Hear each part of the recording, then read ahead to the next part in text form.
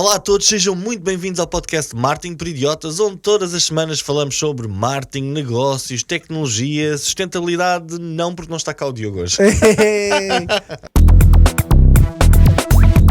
Marketing por Idiotas. Olá a todos, sejam muito bem-vindos ao podcast Marketing por Idiota, onde todas as semanas falamos sobre marketing, negócios e tecnologia. O meu nome é Miguel Rão Vieira e estou aqui com o Frederico Carvalho. Uhul. E esta semana não temos cá o Diogo, por isso somos só nós dois. Vai ser um episódio mais calmo, mais tranquilo, não achas, Fred? Não sei, vamos ver. Já Os temas sabe- são quentes. Os temas são quentes. Já sabem, subscrevam o podcast onde quer que nos estejam a ouvir, façam avaliações para nós ficarmos em primeiro lugar nos compradores de podcasts. Nos comparadores de podcasts. E claro, sigam-nos no grupo WhatsApp em w.marketingporidiotas.pt, onde uma rede com mais de 700 profissionais de marketing comentam todas as semanas o que por aqui se fala. Já sabem, estamos aqui preparados e os temas desta semana são... Olha, eu venho falar sobre os anúncios digitais custam mais e convertem menos. É um relatório que saiu muito interessante. Boa. Olha, vou trazer dois temas. Trago um sobre se a DeepSeek escondeu as faturas num arquivo da casa de banho e agora descobriu-se a verdade. E o outro tema que trago é sobre se os jovens têm medo de utilizar a inteligência artificial e se a maior parte das pessoas andam a utilizar a inteligência artificial às escondidas do patrão. Tarantantan. Muito bem. Olha, vamos então começar. Se calhar começo eu, depois vens tu, depois venho eu. Como quiseres. Ok. Então pronto, o tema que eu trago esta semana, a DeepSeek escondeu faturas no arquivo da casa de banho. Bem, há umas semanas tivemos um anúncio viral, incrível e megalómano de que o DeepSeek conseguiu com um investimento de 6 milhões o que a OpenAI conseguiu com alguns bilhões. Magia. Isto foi um tema altamente comentado no grupo do podcast. É verdade, epá, eu acho que foi em todo o mundo. Sim. Mas primeiro onde? Aqui, Exatamente, primeiro aqui. Nós falámos disso na semana passada e a confiança nas Big Techs americanas afundou a bolsa, a Nvidia perdeu uma data de 16 ou 17%, trilhões perdidos em bolsa, etc. Mas, se a gestão do DeepSeek tem alguma coisa de parecido com a gestão da minha empresa, no final do mês, que é agora, quando o contabilista liga a pedir os recibos e as faturas, é que se começam a descobrir as verdades e a verdadeira rentabilidade do negócio. Aparentemente, o anúncio de 6 milhões tem água no bico e foi muito otimista e não contaram com todas as faturas que ficaram esquecidas assim num caixote lá na casa de banho do data center. A estimativa de 6 milhões conta principalmente com os custos de pré-treino das GPUs, mas aparentemente não leva em conta os investimentos significativos em pesquisa, desenvolvimento, infraestrutura e outros custos essenciais que a empresa vai acumulando. E claro, lá o primo do Diogo, o Diogo San, chinês, não é? Foi também ver as faturas de água e de eletricidade e perguntou, então, mas e quem é que paga isto? É o planeta? Feitas bem as contas, o relatório que foi apresentado aqui por uma empresa de consultoria destaca que o total das despesas deve ser à volta de 1,3 bilhões de dólares da DeepSeek. Okay? Grande parte deste compromisso financeiro é direcionada para a operação e para a manutenção dos extensos clusters de GPUs que formam a espinha dorsal do seu poder computacional. Parece que nós, por momento, nos entusiasmarmos. Eu sou daqueles que, eu confesso que me entusiasmei quando vi isto por 6 milhões, mas nós esquecemos que a DeepSeek é uma startup. E se há coisas que as startups sabem fazer muito bem, É roubar. é brincar com o Excel.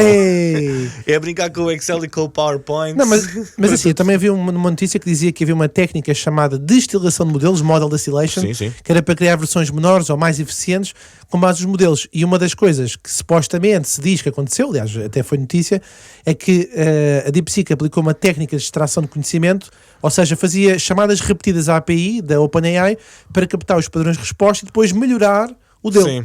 Sim. E assim facilitava. Eu não sei se te lembras, já quando apareceu o ChatGPT, apareceu logo um modelo a seguir feito por uma universidade qualquer americana que só custou $600 e eles tinham usado o GPT 3.5 para treinar esse modelo deles, que ficava muito mais barato do que irem recolher e analisar uma data de informação.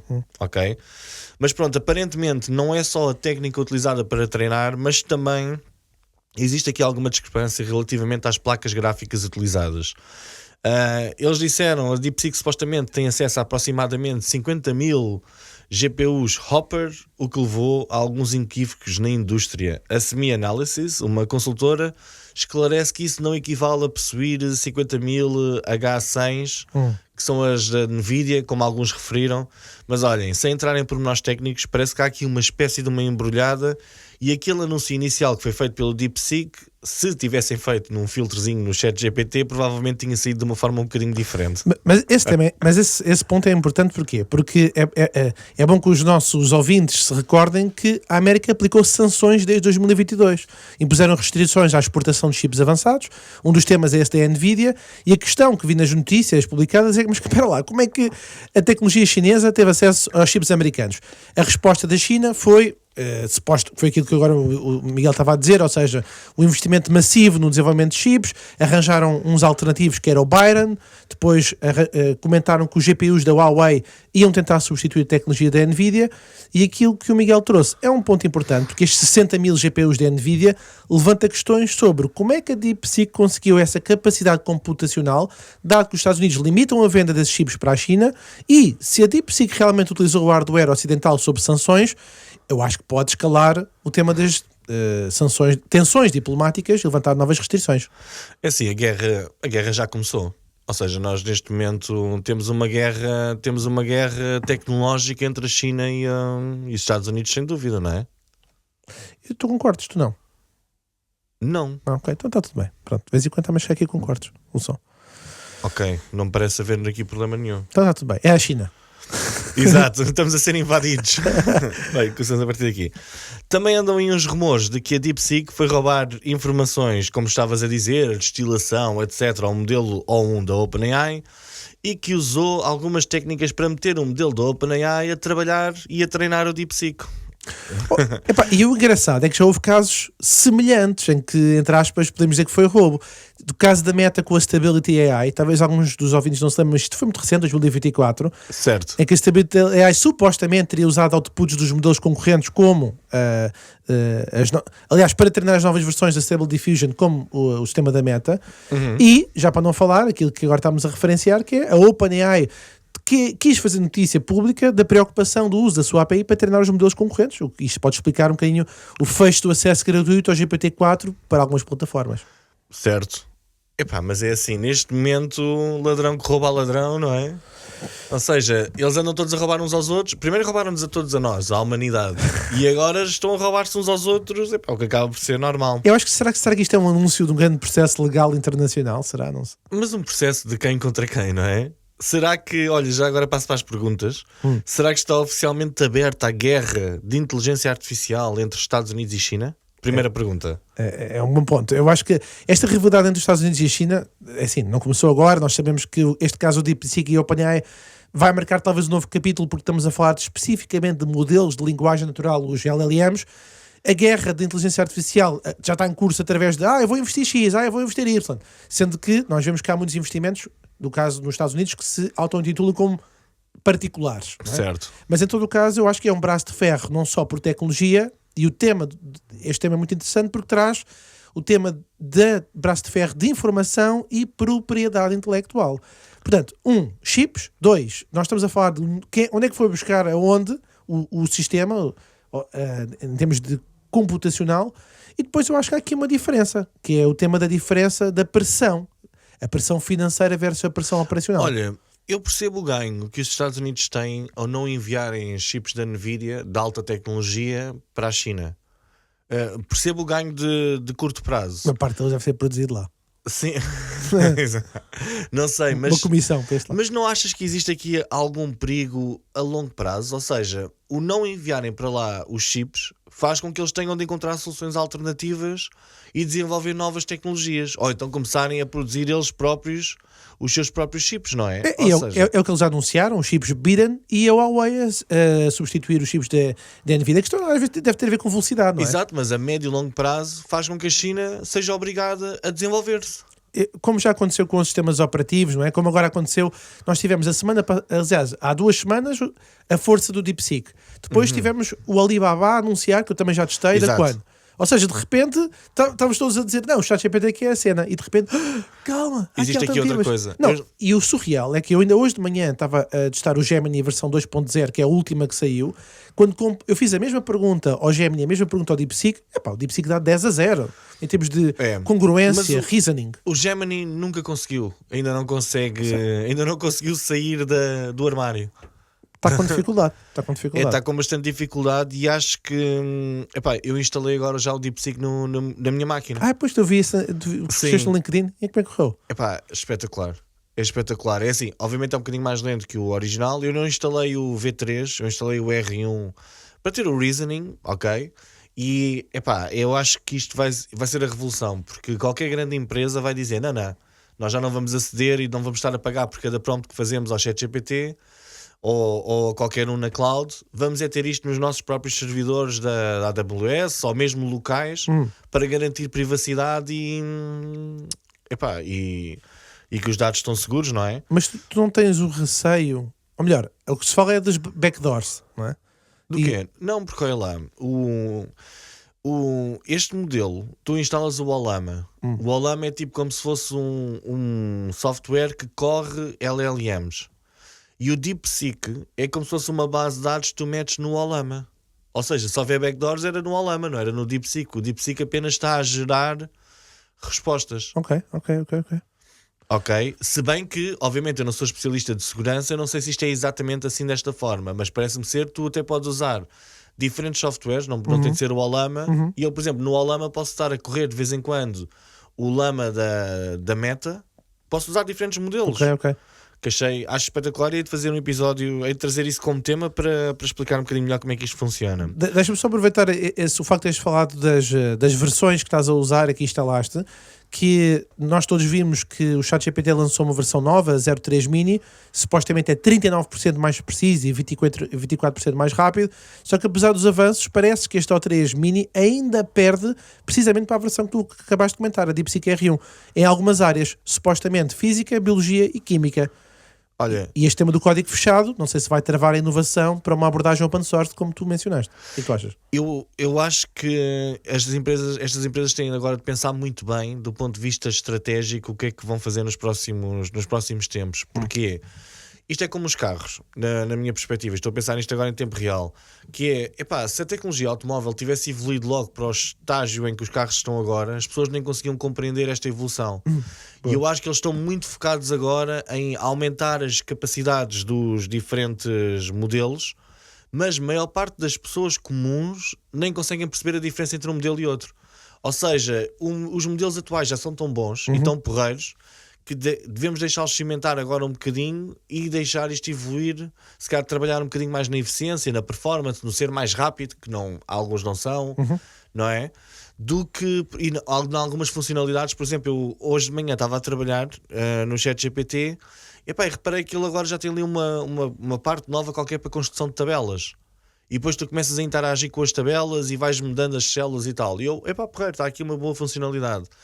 Eu acho que eles agora devem ter estes dois trabalhos a correr em simultâneo, mas o foco na inteligência, entre aspas, não devia ser tudo neste momento, porque acho que a maior parte das pessoas já dizem isto já é muito bom. Pelo menos eu, se calhar sou um bocadinho mais limitado. Agora, a última pergunta que eu tenho aqui para te fazer sobre isto.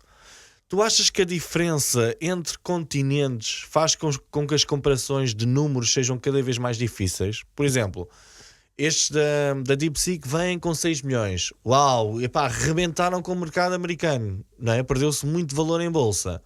Mas depois, na realidade, a forma com que as contas foram feitas não foi igual e aparentemente existe aqui uma disparidade. Não, concordo. Bom, acho que há vários motivos para isto. Acho que, para começar, as empresas ocidentais, como a OpenAI, por serem privadas, são mais pressionadas, e ocidentais, mais pressionadas a divulgar os dados financeiros e operacionais. Tem investidores dos Estados Unidos, da Europa, e por isso há essa exigência de informação. Na China, como nós temos vindo a comentar, e todos sabemos que operam com menos escrutínio externo, especialmente quando estão alinhadas com os interesses do governo. E há aqui também um ponto importante que nós não... é assim, foi o que tu comentaste, mas eu acho que valeria a pena explorar, que é os custos e o financiamento, que é bom não esquecer que as empresas chinesas recebem o apoio estatal, direto e indireto, não é? E depois todos sabemos que o custo da mão de obra especializada para operar modelos de inteligência artificial é muito inferior na China. Porquê? Porque ou a mão de obra especializada custa também mais barato. Eu não vivo lá, mas eu li na New York Times que a energia, hardware e operações na China pode ser significativamente menor do que nos Estados Unidos.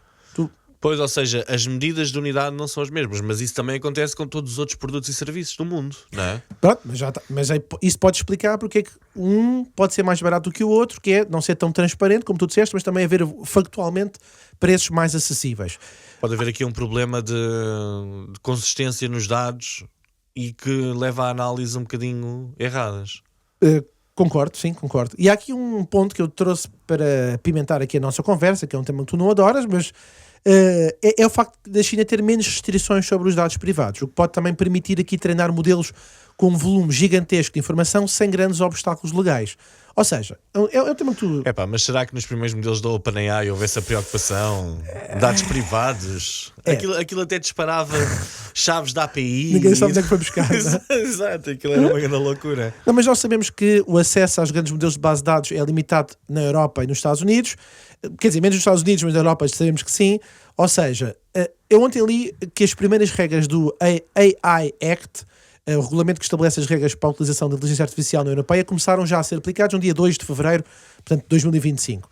E comparar estes modelos de inteligência artificial que são desenvolvidos na China e nos Estados Unidos, eu acho que não é só uma questão técnica deste de ser a versão A, B, C ou D. É também este tema da geopolítica económica, como tu comentaste e trouxeste, que é aquilo que parece um custo barato pode, na verdade, estar o tal mascarado por diferentes estruturas de financiamento e também de regulação. A única questão é se isto para ou não para. Sim, mas basicamente basta não contabilizarem os custos da água. Não, mas sim? É porque isto aqui não. O ChatGPT contabiliza meio litro ou 1 litro a cada 50 prompts. Se eles não contabilizam isto, não é? Fica mais barato. Fica mais barato. Agora, isto é interessante para quem? Isto é que é a minha relevância. Claramente para fazer especulação no mercado ocidental. E aparentemente este mercado está muito suscetível a isto. Ou seja, se um pequeno anúncio de uma startup que diz, isto custou-se 6 milhões, tem este impacto brutal na bolsa, não é? Americana, o que é que poderá haver, o que é que poderá acontecer mais, não é? Tipo, é um mercado super volátil e que está quente. E é interessante, porque antes do Trump, eu pensava que e aliás, o Biden tinha assinado nesse sentido, ia haver novos padrões, iam existir novos padrões legais de proteção dos Large Language Models. Agora, parece que vai haver uma desregulação. Porque... só há regulação quando estamos em primeiro lugar. Porque eu acho que o que talvez pudesse ser aqui uma solução eram os direitos autorais de software, mas mesmo assim, quer dizer, quem controlava isso? Isto é incontrolável. Olha, eu acho que isto vai ser assunto para as próximas semanas. Vamos falar disto certamente no menos futuro. Código, mais disputas jurídicas. É possível. Não, mas agora vai começar uma guerra desse género, não é? A única linguagem que aparentemente era igual nos dois continentes era a linguagem das GPUs e da quantidade ou das necessidades computacionais. E aparentemente até aí é possível aldrabar aqui um bocadinho porque os modelos não são 100% equivalentes.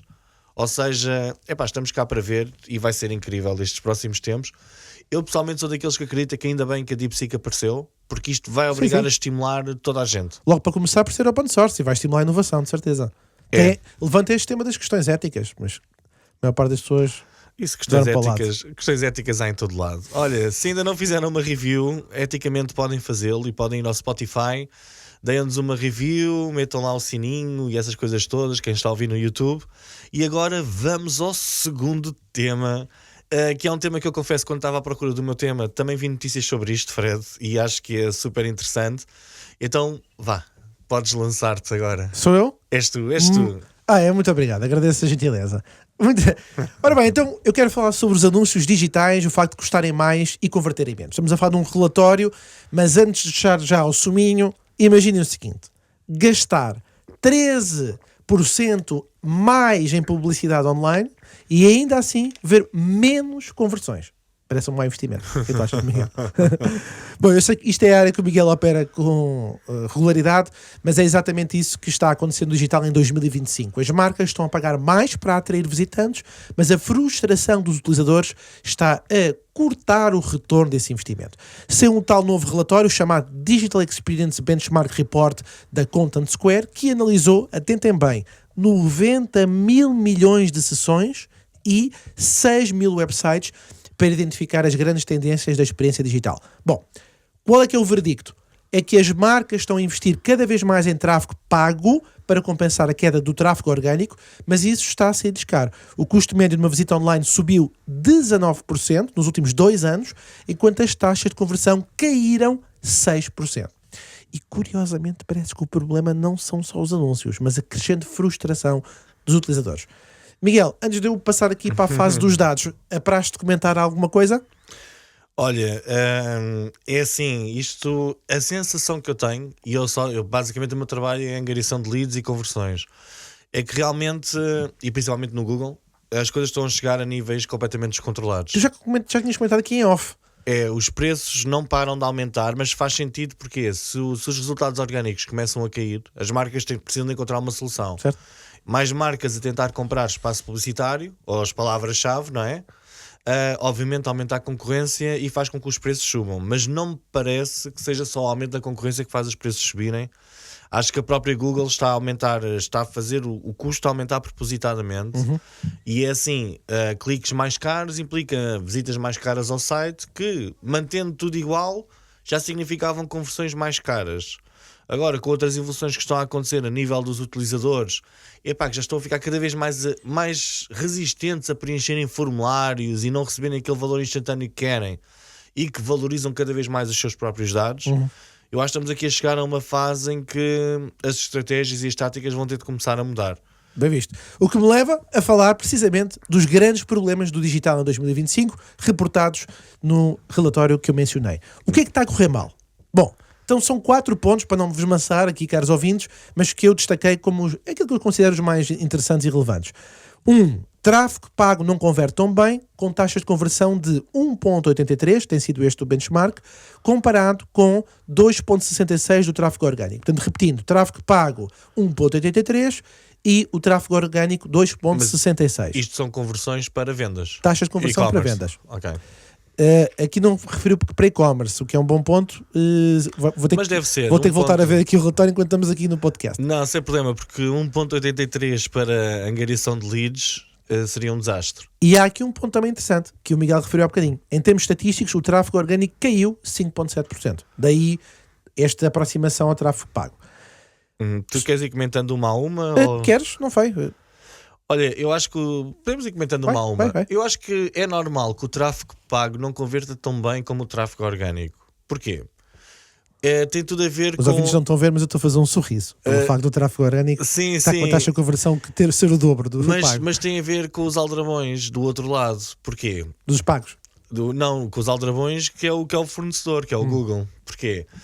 O interesse da Google quando oferece um determinado site em tráfego orgânico é que o utilizador fique muito bem impressionado com o resultado que obteve. E por sua vez faz com que o Google analise melhor a intenção, entrega um resultado orgânico e aquilo é quase uma magia para o cliente, para a pessoa que está do outro lado. Chegou exatamente ao tipo de página que queria e é normal que, ok, faz sentido esta conversão. Agora, no tráfego pago, a intenção da Google já é um bocadinho diferente e já começam a tentar empurrar muitas vezes anúncios que não deveriam ter sido mostrados naquele momento. Não é? Bom. E eles com as broad keys, que é tipo, ou seja, nós metemos lá tipo... Não acrescentarias aí técnica, falta de conhecimento técnico de quem está a fazer os anúncios? Olha, acho que não. Eu já quis acreditar nisso, já quis acreditar muito nisso, mas hoje em dia já não acredito tanto nisso. Eu acho que o Google Ads, por mais que os gurus todos digam que existem uns grandes segredos, aquilo tornou-se uma black box. Ok? Ou seja, nós mesmo que metamos uma palavra-chave em exact match, que é tipo, eu só quero que apareça o meu anúncio quando ele escreve microfone para podcast. Pois, já não é assim, não é? O facto de eu meter microfone para podcast faz, com palavra-chave completamente fechada, o meu anúncio também aparece se uma pessoa estiver à procura de como editar um podcast e de repente aparece lá um anúncio de microfone para podcast. É parecido o tema e tal, mas não é a mesma coisa. Enquanto nos orgânicos, se eu meter microfone para podcast, acredita, só vão aparecer microfones para podcast. Ou seja, só que é muito difícil aparecer nos primeiros resultados de pesquisa para uma palavra-chave dessas, não é? E eu acho que isto está, de certa forma, a matar o investimento em Google Ads. Porquê? A pressão está a ser cada vez maior. Os clientes cada vez pedem... Primeiro, clientes que se mantenham... Eu, por exemplo, eu tenho clientes a trabalhar comigo há 7 anos. E observamos no histórico um decréscimo de performance, não é? Alguns a performance baixa muito, outros baixa só um bocadinho, mas há um decréscimo de performance. E isto é complicado. Eu acho que a própria Google está a tornar isto bastante mais difícil para os especialistas. Bom ponto. O que me leva para a segunda estatística. Atenção, ouvintes dependentes de redes sociais. A segunda estatística mostra que o aumento do tráfego vindo das redes sociais não trouxe bons resultados, mais 9% de taxas de rejeição e menos quase 8,7% de páginas de visitas e ainda menos 10% de conversões. Desculpem, não são notícias incríveis, mas sim, estamos a pagar mais para os utilizadores entrarem e saírem mais rápido. O que é que te apraz comentar? Olha, faz-me todo o sentido. Porquê? A forma com que nós fazemos scroll, não é? É uma forma que convida muitas vezes a um clique por engano. É uma das possibilidades, não é? Nós estamos a fazer scroll, nós vamos arrastando o nosso dedo e clicamos às vezes por engano em coisas que não queríamos clicar e abrimos sites que não queríamos e voltamos logo para trás. Isso é só um dos primeiros motivos. E o segundo é que os algoritmos tornaram-se muito bons, os algoritmos da Meta, a encontrar pessoas que cliquem nas coisas, não é? E como eles recebem por clique, é normal que a grande intenção deles seja vamos encontrar pessoas que cliquem com muita facilidade. E há pessoas que realmente clicam com muita facilidade nas coisas, que são muito impulsivos, clicam e voltam logo para trás. Eu vou fazer aqui uma analogia que me lembrei agora, tive aqui uma sinapse com base no que tu disseste. A minha irmã trabalha no ramo da aviação e ela uma vez partilhou comigo que as hospedeiras de bordo são treinadas para perceberem que quando o cliente entra no avião, ele vem com uma camada de stress muito alta. Certo. Porque teve no trânsito para chegar ao aeroporto, teve que esperar X tempo, depois passou para a segurança, ou seja, teve muitos processos e quando chegou ao avião está com um nível de stress muito alto. Portanto, há um treino emocional que é para as hospedeiras de bordo conseguirem gerir isso. No contexto, eu estava a pensar precisamente na experiência digital das redes sociais, não todas, mas por exemplo o caso do LinkedIn, em que se tu clicas num URL externo para sair da plataforma, antes dizes direto, ele tem uma página e pergunta, queres mesmo ir? Não é? Sim. Ele não faz assim a pergunta, mas este link vai-te levar para uma página externa. Confirma. Sim. E cria ali uma sensação de, então isto não é imediato, mas a pessoa clica e depois é que vai para a página externa. E eu não sei se precisamente isto não leva ao que estavas a comentar da frustração, não é? Não é imediato, cria ali mais uma sensação de, se calhar já não quero ver isto. A pessoa já pensa 2 vezes. Quebra ali um impulso. Sim, se calhar até nem chega a entrar. Também é possível. Eu acho que esta quebra, este aumento da taxa de rejeição basicamente é um bocadinho isso. É um bocadinho porque há um impulso e a pessoa clica, vai para lá e tal. Do ponto de vista das conversões, eu acho que ainda é maior. Ok? Porquê? O Google também especializou-se. Não, o Google não. Neste caso a Meta. Aqueles formulários instantâneos, etc., são muitas leads. Eu geralmente digo aos meus clientes que na Meta conseguimos muitas leads, mas a qualidade vai ser se calhar 10, 20 leads para uma que vai converter numa venda. Vale a pena ouvir o episódio com o Miguel com a Liz, não é Liz Plan, agora mudou de nome. Avians. Sim. Vocês os dois estavam a comentar sobre isso. Exatamente, e com mais uma especialista de marketing também. E nesse episódio realmente falámos sobre isso. Mas lá está, depende. Se eu tenho um call center muito grande, tenho uma equipa grande que precisa de muitas chamadas, eu vou ter de ir inevitavelmente também à Meta, não é? Só que os formulários, ao aparecerem pré-preenchidos, em que a pessoa já só tem de carregar num botão para enviar o formulário, faz com que haja muito impulso. Por isso a qualidade também vai decaindo. Isto, o que me leva precisamente para a terceira estatística, que a frustração digital está a matar as conversões. Diz os dados que 40% das visitas foram afetadas por problemas como carregamentos lentos e cliques repetidos. A paciência dos consumidores está a esgotar-se. Atenção a este número. 73% dizem que uma má experiência digital os faz evitar comprar numa marca. Concordo completamente e acho que é uma realidade. Mas o que é isto? É uma desatenção das agências, das empresas que constroem sites para fazer meia bola e força como há 30 anos se fazia sites? Ou seja, é bonito, está a andar, segue. Não interessa se é rápido, se não é. Eu acho que há vários parâmetros a ter em consideração. Primeiro é da velocidade. nem todos podem optar por isso. E eu às vezes tenho dificuldade, por exemplo, em explicar aos meus clientes porque que uma landing page deve estar num serviço tipo um Instapage ou um Unbounce e não deve estar no tal WordPress que não paga nenhuma mensalidade por mês. Conta. Não, tem tudo a ver com velocidade de carregamento, não é? Nós quando temos uma página no Instapages, no Unbounce, nós clicamos, ou no ClickFunnels. Aí vamos receber tantos e-mails de donos de servidores. Não, mas é verdade, tu clicas e a página abre em menos de um segundo, não é?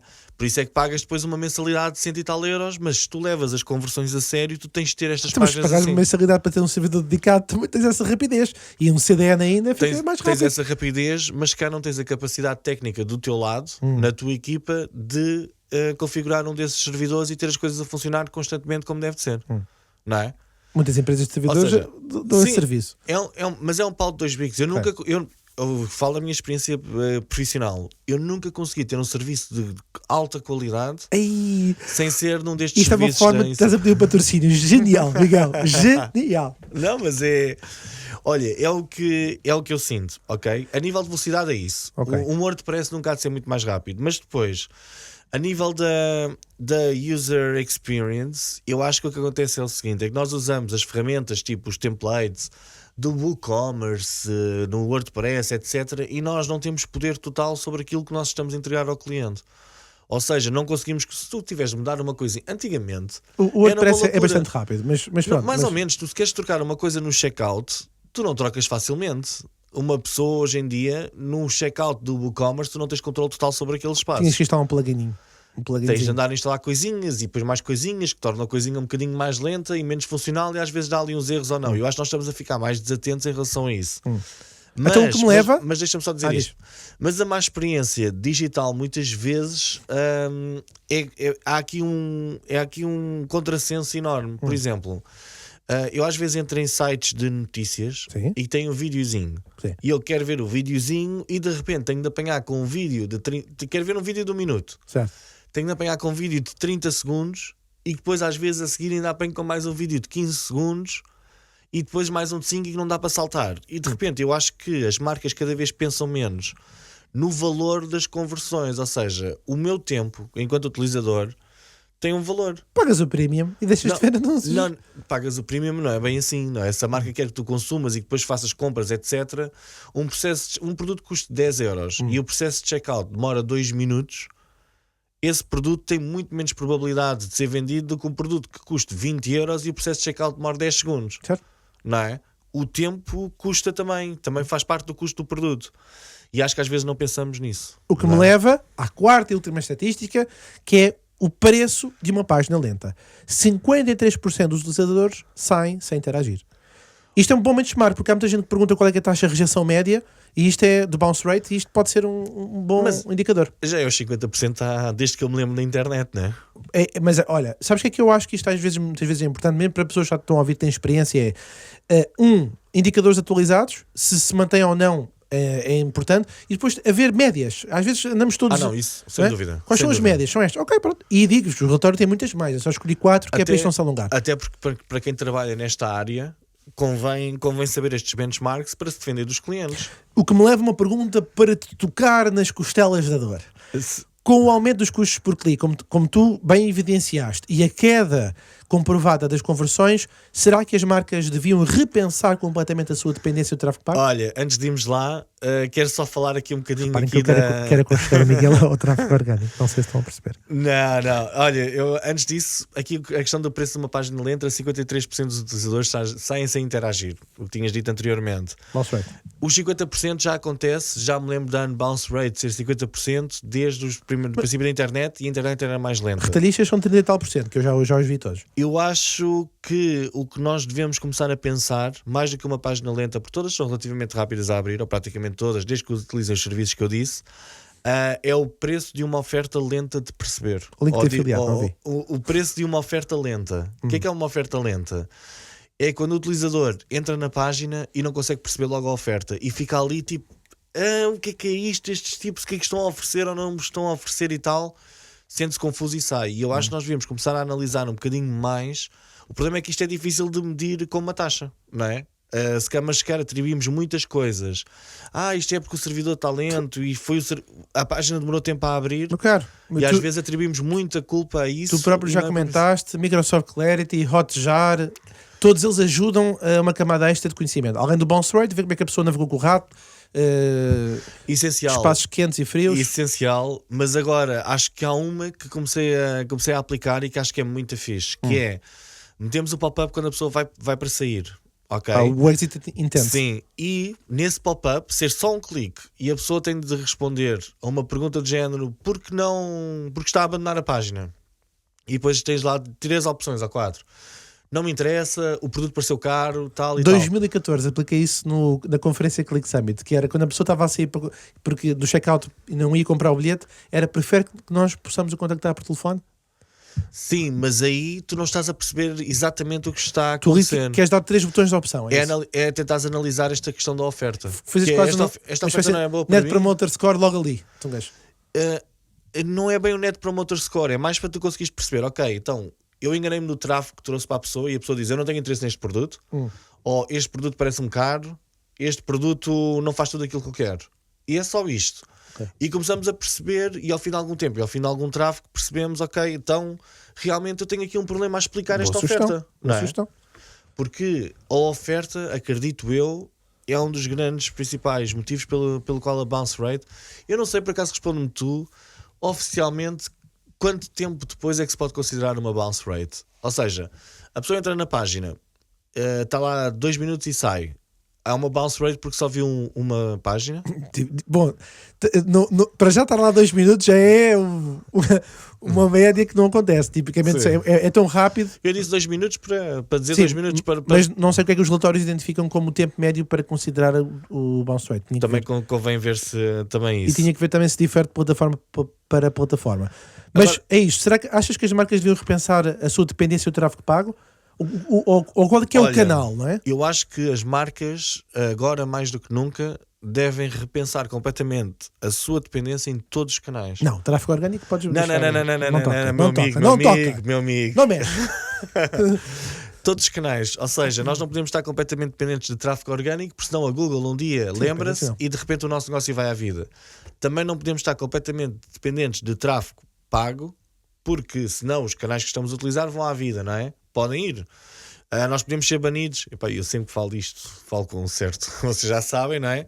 Fui banido do Facebook do ponto de vista publicitário. Epá, e há uns anos atrás eu tive de trocar toda a minha operação de serviço para a Google, não é?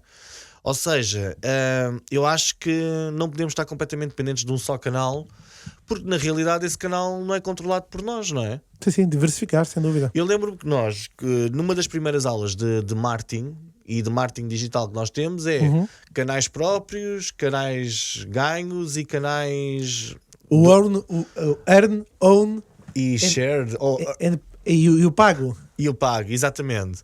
A questão é que antigamente, naquela altura, nós enquanto pagássemos deixávamos de estar lá. Mas hoje em dia já não. Sim. Hoje em dia tu podes querer pagar e a Google dizer-te não, tu não podes aparecer aqui nestas pesquisas. Certo. O que nós ganhamos, o que nós temos e o que nós temos que pagar para conseguir chegar a mais audiência. O que me leva precisamente a essa questão de se o verdadeiro problema não são os anúncios, tu achas que a frustração, ou melhor, não são os anúncios, mas a frustração do utilizador.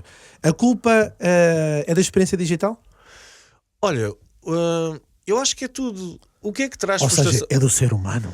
Não, sim, também. Não, mas e também do algoritmo. Ou seja, o que é que traz frustração ao utilizador? É eu estar à procura de microfones para podcast e aparecer-me uma página sobre edições de podcasts e... Mas aí estás a voltar aos anúncios. Estratégia e copy... Não estou... Então. Porque o anúncio certo pode estar a ser apresentado à pessoa errada. Então e de quem é que é a culpa? É do anúncio ou de quem apresentou o anúncio? Não é? Ou seja, tu podes ter a oferta mais certa do mundo. Mas os dados também estão a mostrar que as redes sociais também não estão a trazer. Aliás, não, mas porquê? Porque se calhar o algoritmo da rede social está a mostrar as pessoas erradas. Eu geralmente, quando tenho um problema. Todas as plataformas estão a agir mal. Não é todas as plataformas, nós temos de olhar para os diferentes intervenientes. E geralmente o que eu faço no meu negócio estou a ter um problema de conversão. A primeira coisa que eu tento fazer é: eu estou a trazer o tráfego certo até esta oferta? Sim ou não? Às vezes posso estar a trazer o tráfego errado e começo a ver as palavras-chave que estão a trazer as pessoas e afinal as pessoas estão a ouvir por mesa de mistura para podcast e apanham com o meu anúncio de microfone para podcast. Eu estou a trazer, até podia ter o microfone com 90% de desconto. A pessoa está à procura de uma mesa de mistura, ela não vai comprar com aquele clique, não é? Ou seja, estou a ter ali um problema de tráfego. Mas eu posso estar a trazer a pessoa que está à procura do microfone para podcast até à minha página. Simplesmente a minha página fala sobre montes de equipamentos diferentes e não fala especificamente do microfone para podcast. Eu estou a ter um problema na landing page de oferta, não é? Então nós temos que começar aqui a perceber estas coisinhas todas e pensar, o problema nunca está só numa coisa, mas a minha sugestão geralmente é sempre a mesma. Vamos começar pelo tráfego. Estamos a trazer as pessoas certas, sim ou não? Quem é que são estas pessoas que estão a vir? Estão a vir pelos motivos certos ou no momento certo de intenção? Se não estão a vir, ok, então porquê que não estão a vir? Se calhar até o Google mostrou isto à pessoa certa, mas ela não clicou com a frequência suficiente para o meu anúncio ser considerado um bom anúncio. Ok, o problema se calhar é do anúncio. Não estou a conseguir ter um anúncio apelativo. Mas é passo a passo e vamos resolvendo este problema passo a passo. Então não basta comprar tráfego. Eu vou aproveitar a tua deixa só para dar aqui um remate final de positividade. Ou seja, nem tudo são mais notícias. O relatório revela que empresas digitalmente disciplinadas, e reparem no processo que o Miguel foi partilhando connosco, caros ouvintes, dos diferentes processos que ele aplica. Miguel, pagas o almoço depois. E para dizer o seguinte, ou seja, empresas que monitorizam a experiência do utilizador conseguem reduzir a frustração 5 vezes mais eficazmente. As melhores práticas incluem o quê? Reduzir o tempo do carregamento, ou seja, as marcas que o fizeram tiveram 22% menos frustração, que é um número bastante expressivo. Boa. Segundo, minimizar os cliques de fúria, que é no fundo reduzir, que é a expressão que ele utilizou, que o relatório utiliza, ou seja, reduzi-los em 5% aumentou a retenção dos clientes. E o terceiro ponto que eu achei o mais relevante, quer dizer, reparem que eu já fiz a síntese da síntese, mas o terceiro ponto que eu trouxe que achei mais relevante, que é aumentar a profundidade da sessão, que é o quê? Se os utilizadores visualizarem 10% mais páginas, as conversões têm possibilidade de subir 5%. E isto leva a uma estratégia que vi recentemente, que era aplicar mais vídeo dentro das páginas, porque a pessoa clicando no play fica na página para ver o conteúdo. E, portanto, isso aumentava a retenção na página em si. O que este relatório não refere precisamente a mais tempo na página, mas ver mais páginas. Ou seja, circular mais link building, mais... Mas será que a pessoa vê mais páginas porque está realmente interessada nesse produto? Ou será que ganha interesse nesse produto porque viu mais páginas? Interessante. O que me leva também, se calhar, a refletir se eventualmente não terá que haver conteúdo que possa fazer a interseção de quer saber mais, vai para este conteúdo, quer saber mais, vai para este conteúdo. Sim. Outra coisa que não está aí referido, mas que eu acho que é super essencial, é garantir que os formulários funcionam como deve de ser. Nós às vezes colocamos aquelas proteçõezinhas para garantir que determinado dado que nós queremos vem exatamente da forma que nós queremos. Por exemplo, o código postal que vem com os 4, com o tracinho e depois com os 3, não é? Então nos sites das finanças é uma loucura, não é? Às vezes nós estamos ali encravados num formulário e não conseguimos passar daquela fase, não é? Imaginem isto numa coisa que a pessoa, nas finanças nós somos obrigados a tentar perceber como é que aquilo funciona e estamos ali 20 minutos a tirar com coisas ao computador. Mas numa página em que existem mais 10 concorrentes vossos, não é? Certo. Será que as coisas têm de ser mais fáceis e não pode haver esse problema, esses errozinhos, não é? Então, olha, vamos passar para o teu tema e eu quero só dizer isto. Quem otimizar a jornada do utilizador e remover a fricção, eu acho que claramente vai ganhar a batalha das conversões. Completamente. E eu lembro daquela série da... Era para eu fechar, pá! Mas eu lembro daquela série sobre a Uber. Lembras da Uber? Sim. Havia uma série qualquer que falava sobre o aparecimento da Uber e o founder estava sempre a falar de fricção, que era fricção zero. Okay. Sem fricção nenhuma isso é uma das principais batalhas, porque isto é como ir ao ginásio. Mas deixaram de me oferecer repousados e água, portanto, não sei. Pois, mas olha, eu se tiver num dia para ir ao ginásio e não encontrar os ténis à primeira tentativa... Eu não vou nesse dia. Desculpas todas. Não, mas é assim, e o cliente também é assim, não é? Agora vá, arranja lá outra frase para fechares o teu tema e isto para o meu. Preparem-se para ver os clientes fugirem para um concorrente com um site mais rápido. Ok. Muito bem. Olha, para quem já ouve o podcast, pode juntar-se à nossa comunidade no WhatsApp, ao grupo de entusiastas na área da tecnologia e marketing em w.marketingporidiotas.pt. Esta semana não temos conteúdo exclusivo. O conteúdo exclusivo são vocês e nós queremos as vossas melhores dicas para conversões e para aumentar as conversões nas landing pages, no tráfego pago, no orgânico, em todo lado, ok? Então pronto, olhem, eu agora vou trazer aqui o meu segundo tema, que é, andamos a utilizar a inteligência artificial às escondidas do patrão. Eu já falei nisto no outro dia. Eu vi uma estatística, algures, de que a percentagem, existe uma percentagem bastante elevada de pessoas, cerca de 60%, utilizam a inteligência artificial no trabalho às escondidas do patrão. Isto é um contraponto enorme com todas as estatísticas que vemos online, que tem existido aqui dificuldade dos trabalhadores em adotarem esta tecnologia revolucionária. Eu cheguei inclusive a falar com algumas pessoas de empresas em que são os CEOs que andam a correr atrás das pessoas a dizerem: epá, vocês utilizem o ChatGPT, utilizem a inteligência artificial.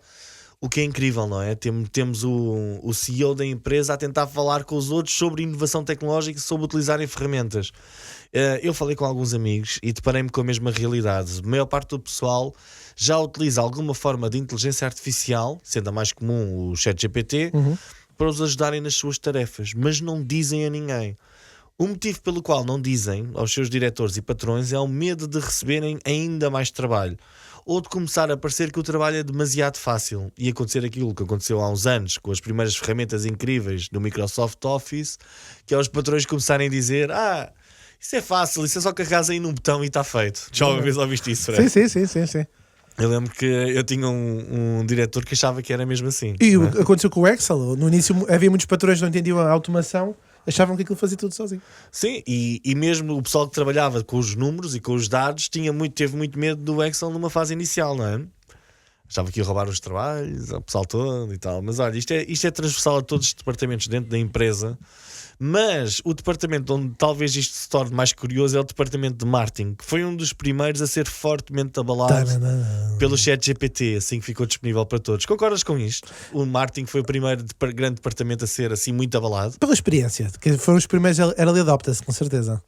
Early adopters, mas early sofredores, não? É por serem os primeiros, portanto vão viver também a frustração, a experiência. Exato, que até É um ciclo de aceitação. Apareciam aqueles vídeos online a dizer: então isto agora é só dizer, epá, cria-me aí 20 posts para Facebook ou Instagram, e depois de repente toda a gente ficou a pensar: epá, isto aquilo deve fazer coisas incríveis, não é? Mas pronto, olhem, eu esta semana não venho falar da Achómetro, mas venho falar de um artigo que li na Marketing Tech News, que refere o estudo da American Marketing Association, e que diz que são realmente os senior executives que empurram a adoção da inteligência artificial nos departamentos de marketing. A liderança, portanto. A liderança, exatamente. E geralmente são os mais jovens. Geralmente são os mais jovens que trazem inovação para as empresas, mas neste caso não é isso que está a acontecer. Então pronto, 61% dos executivos séniores, ou as lideranças, dizem utilizar a inteligência artificial, mas apenas 42% dos júniores, ou dos trabalhadores em fase inicial, dizem que utilizam.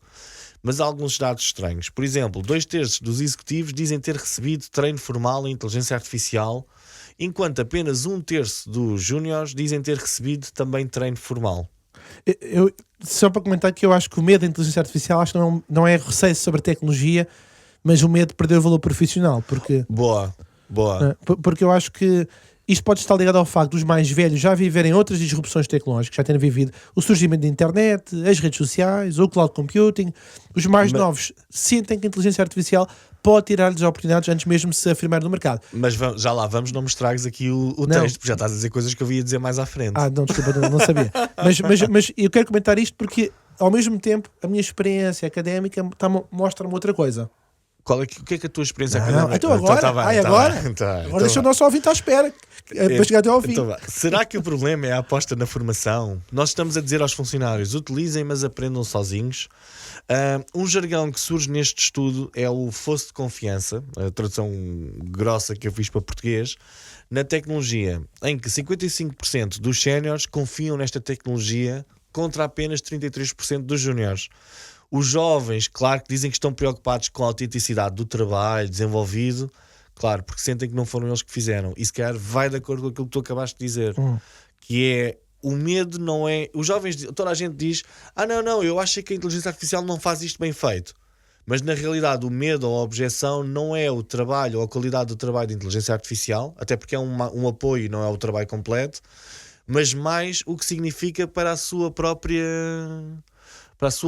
para o seu próprio valor dentro da empresa? Será que o pessoal sente que tem menos valor por ter utilizado a inteligência artificial? O que é que tu achas? Eu acho que em vez de impor a utilização da inteligência artificial é as empresas incentivar os colaboradores a testar as ferramentas, a partilhar as suas descobertas, talvez num espírito mais colaborativo. Ele está-me a lembrar agora do exemplo da Heineken, que lançou um programa onde os trabalhadores exploravam a inteligência artificial e depois melhoravam, supostamente, como é que aquilo podia ser aplicado na logística e nas campanhas de marketing. Eu acho que o ponto aqui é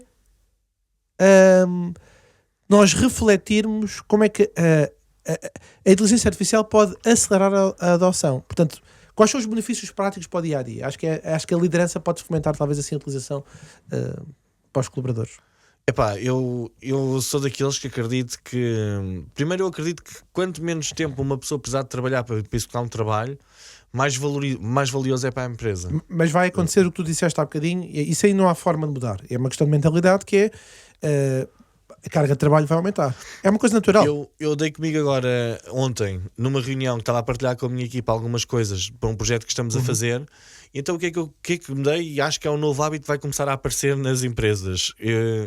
Nós temos aquele Miro, tipo é um mood board com imensas informações. E eu comecei a partilhar para lá links de conversas que eu estava a ter com o ChatGPT dentro daquele projeto.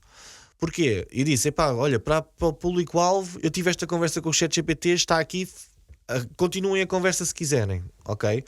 Então tinha lá uma data de conversas e de pequenas partes da estratégia e estavam a ser partilhadas e já estamos a trabalhar sobre as conversas uns dos outros com a inteligência artificial. Ou seja, é mais um colega de trabalho, não é? E acho que isto faz todo o sentido. Agora, uma coisa que eu também reparei é que os mais novos da equipa, neste caso as mais novas, estavam ali com algum receio porque parecia que eu estava a dizer, olha, estão aqui alguns prompts que fiz para conseguir esta parte da coisa da estratégia para redes sociais. Continuem a partir daqui. E pareciam, sim, aquilo está porreiro, mas... E parecia-me que havia ali alguma resistência. Eu acho que me lembrei de fazer trazer este tema hoje. Não, isso como sempre com muita qualidade. Eu acho que... Agora já está a valer a sobremesa. Mas foi uma indireta ou quê? Não, já está a valer a sobremesa. Mas só para dizer o seguinte, eu acho que não sei se tu sentes isso, mas acho que há muita gente que receia perder o controle sobre o processo criativo e ser apenas o editor. Ou seja, vai só lá cortar umas palavrinhas e segue caminho. Eu acho que isso é pessoas que estão com... Não é o caso na minha equipa e adorei que não tenha acontecido isso. Quem pensa... mal também. Exato, amanhã já não tinha equipa. Mas quem pensa que se tem de subscrever ao mínimo papel de editor, eu acho que vai perder esta luta, esta corrida. Porquê? Nós temos aqui um papel incrível que é exigirmos à inteligência artificial, obrigá-la a entregar as coisas como nós queremos. Nós passamos a ser o patrão. E isso é espetacular, não é? Ou seja, temos um assistente que trabalha realmente para nós. Mas agora, um fator que surge aqui no estudo, e eu acho que isto é essencial, é a ideia de que os séniores, como já passaram por várias revoluções tecnológicas, como o Microsoft Office, a internet, motores de busca, as apps, as redes sociais, cloud computing, etc., já encaram isto com muito mais otimismo, estas mudanças radicais, e conseguem perceber o impacto que isto vai ter real e esta tecnologia vai ter no futuro do trabalho, inclusive. Não é? Já não vemos como uma coisa de bicho de sete cabeças, já vemos tipo, ok, isto é mais uma, bora lá surfar esta onda, não é? Sim. Concordo. Agora, desde que não afeta o seu emprego. Eu acho que no sentido de o pessoal já... colocar em causa a sua empregabilidade.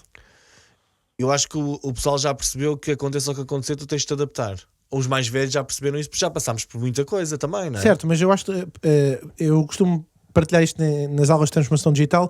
Tipicamente o tema da inteligência artificial começa com o tema do suporte ao cliente, os assistentes de inteligência artificial, na medida em que a maior parte deles fez essa experiência de transitar para um sistema 100% humano para um sistema em que o chatbot entra como intervenção. E isso, quer queiramos, quer não, retirou pessoas para fazer outros trabalhos ou eliminou o posto de trabalho. Sim, mas ou passou para outra realidade de posto de trabalho também, não é? Pode ser. Lembras-te daquela frase? Essa é aquilo que nós gostaríamos de pensar. Até depois abrimos as notícias e vemos que há um conjunto de empresas que substituem trabalhadores por aí. Lembras-te de uma frase que nós já dissemos aqui no episódio qualquer, que foi: o trabalho numa empresa é infinito? As pessoas pensam que o trabalho é finito. Certo. Mas não, há sempre mais trabalho. Então, nós falámos também sobre isso do episódio, mas acho que há aqui um ponto que tem a ver com esta a ideia da normalização e a experimentação sem medo de errar. Porque, ok, a tua premissa é: vamos criar um ambiente onde os colaboradores possam testar a inteligência artificial sem receio de errar. Depois, nós abrimos notícias, como aconteceu esta semana, em que o Elon Musk está a explorar a inteligência artificial no governo dos Estados Unidos para, de acordo com o que ele diz, detectar desperdício e redundâncias nos contratos públicos, e acaba com um departamento com 60 pessoas. Ok, mas nós devemos ter as 60 pessoas a fazer um trabalho que pode ser facilmente substituído por AI, ou devemos ter as 60 pessoas a fazer um trabalho que não pode ser feito por AI? Pronto, mas estás a justificar então que as pessoas podem ser receios. despedidas, não é? Mas é esse tipo de coisas, não é? Não estamos a falar de uma ou duas, estamos a falar de... Ok, alguns ouvintes estão a dizer, Frederico, atenção que há motivações políticas, concordo. Claro, mas mesmo a Meta despediu 10 mil, lembras as tecnológicas a despedirem há uns anos atrás, e na altura não se percebia bem o que é que estava a acontecer. Na realidade já estava a acontecer, era a inteligência artificial a substituir o pessoal todo. Não há capacidade de transformar o conhecimento do colaborador de repente para fazer uma nova função. Ou seja, é mais rápido aplicar a inteligência artificial do que estar a formar. E essas 20 mil, 30 mil pessoas foram excluídas automaticamente do mundo laboral? Não, foram procurar outras coisas, não é? Desconheço. Agora, para nós não é fácil, perguntei. nós estamos a surfar a onda, não é? Para quem não está a surfar a onda, se calhar existem mais receios, e isso acho que são completamente justificados, não é? Agora, aqui uma coisa interessante: 65% dos executivos sénior procuraram formação em inteligência artificial fora da empresa onde trabalham. Ok, é pessoal que já percebeu que não pode ser apanhado na curva, mesmo que não tenha formação interna. Mas 27% dos mais novos, que só se sabem queixar, dizem que querem ter muito treino em inteligência artificial, mas também dizem que ninguém lhes oferece o treino. Bom, é tudo novo, não é? É tudo novo. Não, mas sim, parece que os $14 de um curso ali na Udemy é demasiado caro, não é? E vejam lá, 41% dos jovens dizem que foram forçados a assumir por conta própria a aprendizagem do que a inteligência artificial pode fazer. Tiveram de aprender sozinhos em casa, com o YouTube, com o Google, com o ChatGPT. Isto é como um arranque do marketing digital, não é? Na altura havia pouca gente, agora é massivo. A mesma coisa vai acontecer com a AI. Mas aí, será que chegou a ter uma fase em que existia pouca gente? Qual delas? Epá, a inteligência artificial como nós a conhecemos, e estamos a falar do high level, tipo de utilizar ChatGPT e outras ferramentas. É tudo extremamente novo, estamos a falar de... Ou seja... Mas tu vais ao Google e tu tens milhares de tutoriais. Na altura que nós começámos com marketing digital não havia nada. O conceito, fazer aqui um ambiente histórico agora no final, mas o conceito de inteligência artificial, 1950, vocês já podem ver o filme O Enigma, sobre o Alan Turing, que já falava do tema da construção do primeiro computador e utilização do computador e a utilização da substituição da inteligência humana para aprendizagem, raciocinar e conseguir memetizar operações do ser humano. A questão aqui é, e voltando ao tema quente que estavas a trazer, é tudo novo. Ainda há poucas pessoas que dominam este tema e quem está à frente são as pessoas que trabalham nas grandes tecnológicas. Não, mas para a utilização disto do ponto de vista do utilizador, na ótica não estou a dizer desenvolvedores de inteligência artificial e de modelos de inteligência artificial. Estou a dizer do ponto de vista do utilizador comum que vai utilizar o ChatGPT ou o Claude ou uma coisa qualquer ou outras ferramentas que andam para aí para utilizar para fazer coisas de inteligência artificial. Com esse apoio. Isso existe muitos tutoriais, não é? No início apareceram logo milhões de especialistas de prompt engineering a explicar como é que se fazia. Tempo. 2, curva de aprendizagem, porque esse até pode existir muito, mas será que é um conhecimento mais facilitado? Porque no que estás a dizer, é verdade que a inteligência artificial está integrada em muitas áreas de empresas sem que as pessoas se apercebam, e isto também é um ponto. Por exemplo, o Microsoft Copilot já está embutido no Office e no Teams, e essa proliferação de ferramentas em que muitas empresas usam no dia-a-dia pode facilitar a rapidez do conhecimento. Ferramentas que agora apareceram como o Google Circle to Search, que é a parceria Google com a Samsung, ajuda porque transforma a forma como pesquisamos informação. Aliás, foi todo o hype para o lançamento do Samsung S24. E ainda comentar que mesmo ao nível do CRM, seja o Salesforce, seja o HubSpot ou outros, que já apresentam inteligência artificial para prever vendas e personalizar campanhas. Isto é, ou seja, se as ferramentas do dia-a-dia de uma empresa já têm incorporado a inteligência artificial, isso vai facilitar o entendimento das pessoas a utilizar essas e outras para ali para a frente. Isto é uma tecnologia em que basta falarmos com ela. Mas, novamente, é preciso uma curva de aprendizagem e tempo para perceber se as soluções esses próprios tutoriais são as melhores ou não. Olha, tu achas que a curva de aprendizagem é grande ou é pequena? Eu acho que é muito alta. Estás a falar a sério? não tenho dúvidas. A curva da aprendizagem sobre inteligência Não artificial. não tenho dúvidas. Não achas que é uma coisa super rápida de aprender? Mas estás a falar o quê? É fazer login no ChatGPT e fazer uma pergunta ou saber fazer o processo? Porque Qual processo? não, é porque não é só fazer não estamos a falar só de prompts, não é? Se estivermos a falar de inteligência artificial, isto é um mundo gigante. Não é, eu não estou a falar na ótica do desenvolvedor de inteligência artificial, estou a falar na ótica do utilizador. Numa empresa, uma pessoa que não está ligada ao departamento de informática conseguir utilizar a inteligência artificial para melhorar o seu trabalho. E a tua pergunta é se é difícil ou é fácil? A curva de aprendizagem é aprender. alta ou é baixa? Depende das ferramentas que estás a usar. Olha, Eu já percebi que a tua resposta vai ser baixa. eu acho que é rápida. Tu aprendes rapidamente a trabalhar com isto. Não ao nível super sumo. Sim, isto não é aprender Python, nem C++. Exato, tu demoravas anos, não é? Certo. Ou mesmo a aprenderes Excel, demoras imenso tempo, Sim. não é? Mas pronto, olha, se tu és um jovem e neste momento estás a ser forçado a aprender inteligência artificial sozinho e desamparado, Fala com o Miguel. eu deixo aqui 3 formas de aprender segundo o ChatGPT. Fui lá ao ChatGPT dizer como é que aprendo inteligência artificial. Sério? Cursos online gratuitos e pagos no Coursera, EDX, Udacity, Udemy. Tens algum de inteligência artificial, Não. Fred? O Fred há de ter. Livros e textos académicos. Lancei em outubro, mas aquilo não teve adesão. Não Foi pegou. um- Claro, eles não querem aprender. Não, o que eu dou aulas. Não, mas do ponto de vista pessoal, não. Mas dou aulas na pós-graduação de inteligência artificial sobre CRM e e-mail marketing. Ok. Dou na pós-graduação de inteligência, na pós-graduação de marketing digital a disciplina de inteligência artificial no marketing. Boa. Na pós-graduação, tu vês lá mais jovens ou mais séniores? Depende do grau, se é pós-graduação, se é mestrado. Eu acho que Mas na pós-graduação. médio. Boa. Diria 30 anos para cima, se tivesse um palpite assim geral presencial. Mas deixa-me, Miguel, sabes o que é?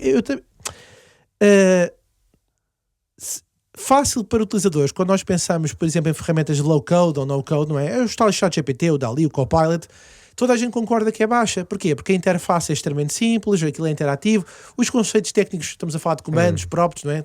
Sim. Mas eu acho que vai aumentando quando nós começamos a falar de dados de treino. Por exemplo, aquilo que tu fizeste foi instalar o DeepSeek dentro do teu servidor. Para mim já é um nível médio, não é? Fine-tuning, já estamos a falar de métricas de performance. Sim, mas eu não estava a falar nesse sentido. Estava a falar no sentido da ótica do utilizador, daquele utilizador que tem medo de perder o trabalho para a inteligência artificial.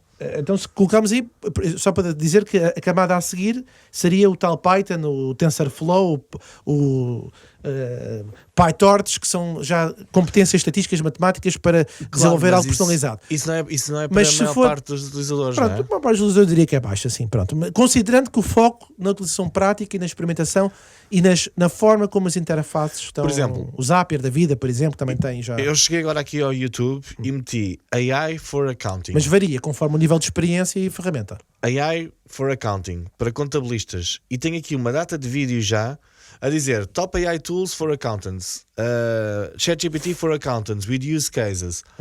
A informação está cá para praticamente todos os nichos do mundo. Mas repara, qual é que é a experiência prévia do utilizador com tecnologia e análise de dados? Isto é uma tecnologia em que tu basta. A interface é simples, não é? Certo, mas e um contabilista. Ou seja, Meu se caro, tu já és bom no teu trabalho. há a formação que eu dou que eu tenho que explicar o que é uma aba. Não é? Uma aba. Sim, o que é uma aba. Há Sim. coisas que nós, no mundo, os nossos ouvintes provavelmente não serão o target que estou aqui a mencionar, mas há várias velocidades, não é? E há Certo, pessoas mas há muitos vídeos que já explicam estas velocidades. Há muitos vídeos para iniciantes. Tanto que a maior parte da informação online é para iniciantes. para lá chegar também tens que fazer processos, tens que fazer passos. Passo um, não é? Exato, exatamente. Vou ao YouTube ou as plataformas que tu acabaste de mencionar. Faça uma pós-graduação ou um curso profissional. E dentro do que tu faças também não é certo, a não ser que tenhas um formador como eu, mas que tu tenhas Então, mas acesso ao olha, conhecimento facilitado. Eu agora quero fazer-te aqui as nossas perguntas para acabarmos com isto. Então pronto, será que nas empresas tem de haver um confessionário para as pessoas irem dizer anonimamente o que fizeram e o deixaram de fazer com AI? Como podemos fazer com que os jovens deixem de ter medo da AI ou de perder os empregos ou o que quer que seja? E finalmente, como podemos impulsionar AI nas empresas, mas Eu desafio-te a não utilizares a palavra formação Eu estou na tua resposta. eu estou a ver já o Diogo a revirar os olhos com o tempo do podcast. Não, isto vamos acabar já. Mas Isto só para já- dizer que eu queria reforçar uma estatística que tu trouxeste há bocadinho, tem a ver com que um estudo recente da Boston Consulting Group, precisamente para reforçar o que tu comentaste, que é 60% dos trabalhadores utilizar a inteligência artificial sem informar os gestores. E eu queria comentar-te há bocadinho a minha experiência académica, que é muito engraçado, porque eu, todas as sessões, todas, uma grande maioria delas, faço muitos trabalhos de grupo para as pessoas terem experiência, que é trabalhar numa empresa, tens que relacionar-te com diferentes departamentos, etc. Claro. Mas é muito engraçado porque há exercícios que eu dou a recomendação de usar o ChatGPT. Há outras que eu não dou, não que signifique que não possam utilizar, mas simplesmente não dou. Sim. E já quantas vezes, quando vou circular pelos grupos, há muitos que quando trabalham em grupo só é preciso usar um computador e baixam a luminosidade da tela Para não se ver. para não se ver a utilização. Com receio, se calhar, de eu comentar, não podem usar. Claro. E isto, ou seja, só para dar aqui esta pequena experiência, se isto acontece em sala de aula, com certeza vai acontecer Claro. no mercado empresarial. Mas pronto, não fugindo da tua questão sobre o tema do confessionário e reforçando, eu acho que há aqui realmente, como aconteceu nos anos 90, a internet foi vista com desconfiança e hoje é essencial. Portanto, o que é que pode mudar aqui esta mentalidade? Na minha opinião, é a chamada governança digital, que também é todo um tópico que eu também falo nas minhas sessões, tem a ver com diretrizes claras sobre a utilização de tecnologia. Neste caso, estamos a falar de inteligência Sim. artificial. Desculpa interromper-te, porque realmente não haver essa governança e a utilização às escondidas, nós podemos estar a colocar em perigo segredos comerciais da empresa, podemos Certo. privacidade, Sensibilidade, sim. até podemos levar uma grande multa porque podemos estar a enviar dados de clientes para o ChatGPT porque nunca sequer pensámos que aquilo podia ser uma violação de privacidade e de RGPD, etc. Tenho um amigo que trabalha numa empresa concorrente da Netflix que Faz diz isso? O que é que ele que faz? não, que a empresa tem uma diretriz que não autoriza colocar código para validar no ChatGPT. Por exemplo. Por exemplo, mas lá está, mas é preciso criar as regras. É isso. Ah. Em relação ao tema dos mais jovens, meu caro, eu estava a dar o exemplo, mas reforçando que tu deste aqui o exemplo do estudo da American Marketing Association, não é? Da confiança, dos géneros, etc. Enfim, eu acho que aqui o processo e voltando a reforçar, eu acho que muitos receiam perder o controle criativo. E eu acho que o ponto aqui é complementar o conhecimento. E depois também às vezes é o discurso, porque, por exemplo, a Microsoft disse assim: vamos investir 80 milhões de dólares na expansão da infraestrutura de inteligência artificial. Sim. E aquilo, a forma como eles comunicam é: isto vai aumentar as nossas capacidades. O que muita gente ouve do outro lado é: isto vai eliminar postos de trabalho. Ou seja, e então aqui a ideia é muito, nós conseguimos perceber como é que isto se está a moldar do talento humano e reforçar o que tu disseste há bocadinho, que é, o que isto vai fazer é amplificar. Não é a tua opinião? Amplificar o quê? O talento humano. Ou seja, eu acho que sim. Pois. Agora, lá está, nem todas as profissões têm como base o talento, não é? Há profissões que têm como base a repetição de tarefas e tarefas repetitivas, e essas profissões realmente poderão estar aqui um bocadinho mais em risco porque de repente é como as caixas no supermercado, não é? Se aparecem as caixas todas com máquinas ou aparece lá um robô, as pessoas sentem-se um bocadinho ameaçadas e é normal que isso aconteça também, não é? sim. E eu fecharia talvez com a tua última questão, que era do impulsionar a inteligência artificial nas empresas. É assim, cada uma destas perguntas, é um podcast, não é? Mas só esta, que é, ao invés de falar de inteligência artificial num conceito abstrato, haver um departamento dentro da empresa que mostre concretamente o que é que fez do ponto de vista de automatização de tarefas repetitivas, em que, por exemplo, melhorou relatórios ou gerou insights rapidamente. Ou seja, acho que é preciso um exemplo. Eu acho que é isso. Eu lembro que o ano passado fui a uma conferência, que por acaso agora vou amanhã outra vez para a mesma, e eles falavam sobre Intelligent Automation. Começou a aparecer o jargão, não é? Já começou ano passado, se foi há 2 anos, whatever. E realmente era interessante porque eles diziam isto não é só dizer vamos adotar a inteligência artificial, vamos substituir partes do processo e melhorar partes do processo, que é a parte de analisar um contrato é difícil, então vamos tentar automatizar isto, é possível ou não, com a mesma qualidade, e se calhar as pessoas já têm menos medo disso. É isso, concordo. Não é? 200%.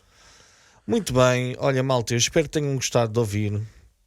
Foi um prazer, como sempre, estarmos aqui. Foi um grande episódio. De qualidade, entenda-se. qualidade e também já vai longo. Não sei se não vamos sofrer aqui alguns cortes do lápis azul. Mas olha, já sabem, subscrevam no Spotify onde quer que nos estejam a ouvir. Vão também ao grupo w.martinporidiotas.pt dar os vossos comentários, falar bem, falar mal. O importante é que vão lá falar. Exatamente. E nós para a semana estaremos aqui para a semana, mas com uma surpresa. Tarará, não podemos revelar. Vamos estar num sítio especial. Só podemos dizer que não será no nosso estúdio. Mas não devíamos dizer onde é que era, já que se houver alguém realmente, que queira lá ir. É isso. Podemos dizer, sim. Então para a semana nós vamos estar em Coimbra. Na Universidade de Coimbra, na Faculdade de Economia, a convite da Universidade, com uma responsável de marketing de grande gabarito. Essa vamos deixar, surpresa. Sim, e é em que dia, Fred? No dia 14 de Fevereiro, dia dos namorados. Ok, venham namorar connosco. A que horas é que é, Fred? Em princípio 2h30, confirmamos depois no grupo do WhatsApp. Depende do almoço. Se o almoço Isso. for um bocadinho mais demorado ou não, isto pode atirar lá para as 4, 5 da tarde. Não, isso não vai porque eu dou aula às 7 no Porto. Ah, é? Ok, boa. Aí, vais-me obrigar a vir para Lisboa sozinho com o Diogo. É. Vou ter de vir a aturar a sustentabilidade do caminho todo. Muito bem, olha, malta, vemo-nos em Coimbra e esperamos lá por vocês, tá? Tchau. Tchau.